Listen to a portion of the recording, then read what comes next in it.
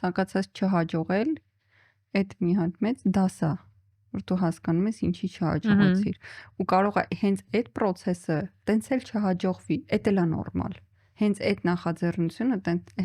չհաջողվի, բայց այդ տա քեզ ինսայթներ այլ նախաձեռնությունում ավելի հաջողակ լինելու համար։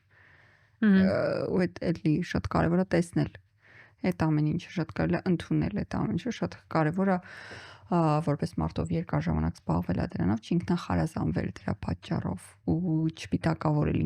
ինքդ քեզ, որ դե ես նյութաչնիկ եմ, չի ստացվում, դե սենց, դե նենց, դե չէ, դե տենց չի լինում։ Ուրեմն մի բան սխալ է եղել, ուրեմն ու այդ ոչ թե սխալ եք արել, այլ